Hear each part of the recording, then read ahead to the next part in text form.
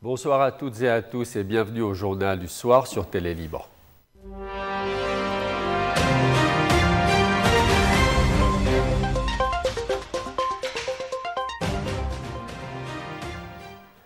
À New York, en marge de l'Assemblée générale de l'ONU, le président de la République, Joseph Aoun, a demandé aux États-Unis de renforcer leur soutien au Liban, notamment dans le sud du pays.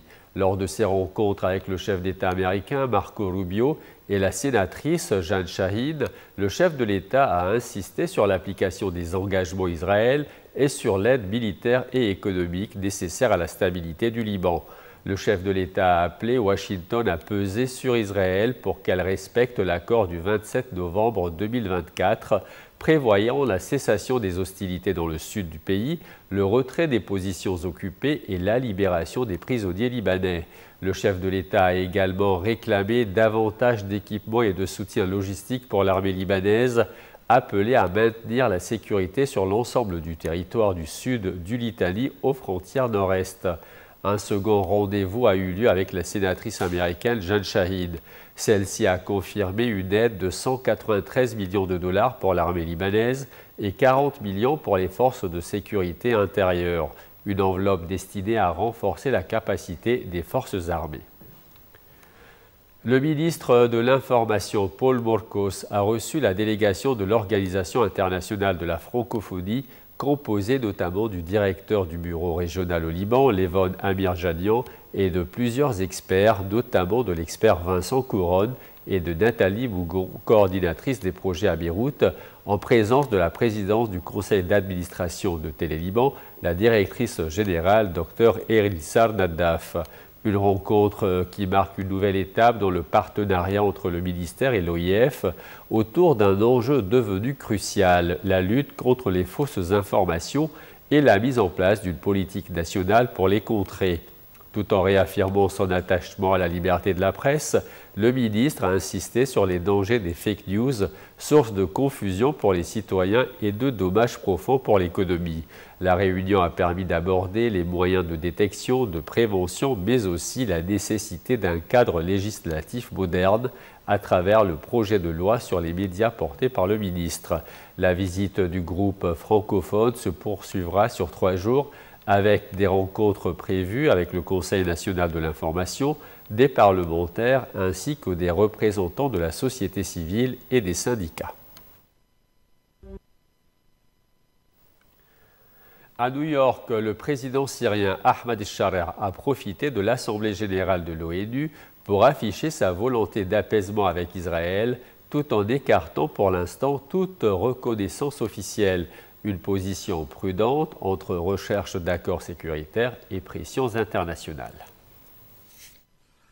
C'est une première depuis des décennies. Un président syrien prend la parole à l'Assemblée générale des Nations unies. Ahmad al-Sharaa, ancien chef djihadiste, devenu chef d'État après le renversement de Bachar el-Assad en décembre, s'est imposé comme un nouvel interlocuteur sur la scène internationale. En marge du sommet, il a rencontré le secrétaire d'État américain Marco Rubio. Objectif, discuter de l'avenir des relations entre la Syrie et Israël, un voisin avec lequel Damas est toujours techniquement en guerre. El-Sharaa a déclaré « J'espère que ces discussions mèneront à un accord qui préservera la souveraineté de la Syrie et répondra aussi aux inquiétudes sécuritaires d'Israël. » Mais le nouveau dirigeant reste prudent. Il a écarté toute perspective immédiate de reconnaissance d'Israël et a exclu l'adhésion de la Syrie aux accords d'Abraham qui ont permis à d'autres pays arabes de normaliser leurs relations avec Tel Aviv. Il a bien souligné, la Syrie est différente. Nous avons subi plus de 1000 raids et incursions israéliennes depuis le plateau du Golan. La guerre à Gaza pèse aussi lourdement sur ses positions. Selon lui, la colère face à la situation humanitaire renforce la méfiance des Syriens vis-à-vis d'Israël. Côté israélien, le Premier ministre Benjamin Netanyahou a récemment évoqué une opportunité historique de paix avec le Liban et la Syrie après le conflit contre le Hezbollah. Depuis son arrivée au pouvoir, Ahmad al-Sharaa multiplie les gestes diplomatiques, troquant son uniforme de combattant pour celui d'un chef d'État. Déjà reçu en mai par Donald Trump en Arabie Saoudite, il avait alors obtenu la levée de sanctions américaines. Entre promesses de sécurité et méfiance historique, le nouveau président syrien marche sur un fil. Amorcer un dialogue inédit avec Israël sans franchir pour l'instant le pas de la reconnaissance. La France et plusieurs pays européens ont officiellement reconnu l'État de Palestine, un geste symbolique destiné à accentuer la pression sur Israël alors que la guerre à Gaza entre dans sa deuxième année. À New York, la reconnaissance d'un État palestinien s'invite au cœur de la grande messe annuelle des Nations Unies. C'est Emmanuel Macron qui a ouvert la voie en déclarant que la France reconnaît aujourd'hui l'État de Palestine pour la paix entre le peuple israélien et le peuple palestinien. La Belgique, le Luxembourg, Malte, Monaco et Andorre ont immédiatement emboîté le pas. Au total, au moins 151 pays sur 193 membres de l'ONU reconnaissent désormais la Palestine. Empêché de se rendre à New York, le président palestinien Mahmoud Abbas a salué cette avancée, promettant que le Hamas n'aura aucun rôle dans un futur gouvernement palestinien. Co-présidé avec l'Arabie saoudite, ce sommet est présenté comme une étape majeure vers la solution à deux États. Le chef de la diplomatie saoudienne appelle les pays encore réticents à franchir le pas. Mais la décision divise. Donald Trump a dénoncé une récompense pour le Hamas, tandis que Benjamin Netanyahou a répété qu'il n'y aura jamais d'État palestinien, brandissant même la menace d'étendre la colonisation en Cisjordanie. En Europe, l'initiative a été saluée par une centaine de villes françaises de gauche qui ont hissé le drapeau palestinien. En Italie, en revanche, des manifestations ont dénoncé le génocide à Gaza. Car au-delà du symbole diplomatique, la réalité reste tragique. Plus de 65 000 Palestiniens ont été tués dans la bande de Gaza depuis 2023, selon le ministère de la Santé publique du Hamas, tandis que 1219 Israéliens ont perdu la vie lors des attaques du 7 octobre. Un geste politique salué comme historique, mais qui ne change pas le statut des Palestiniens à l'ONU. Il reste simple observateur, l'adhésion pleine et entière étant toujours bloquée par les États-Unis.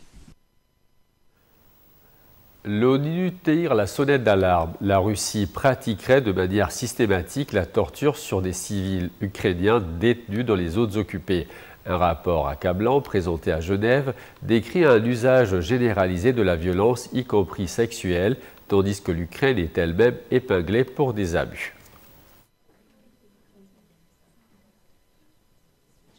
À Genève, le Haut-Commissariat aux droits de l'homme publie un rapport accablant sur les abus commis contre les civils en Ukraine.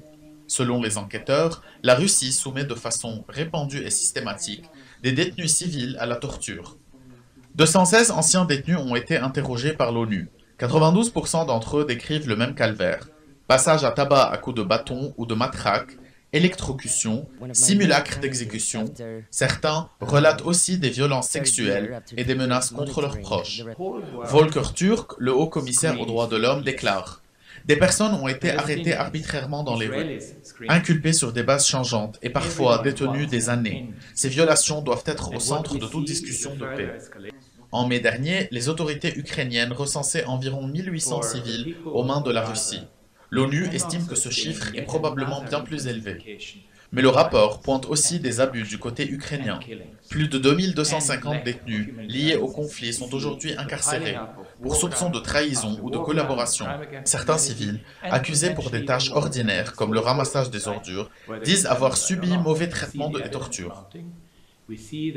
Ces révélations jettent une lumière crue sur les souffrances des civils pris en étau dans ce conflit. Pour l'ONU, garantir leurs droits est une condition essentielle à toute perspective de paix. Alors que la guerre continue, ces témoignages rappellent une réalité brutale. Dans ce conflit, ce sont souvent les innocents qui paient le prix le plus lourd. Voilà, c'est la fin de ce journal. Merci à vous de votre fidélité et à très bientôt.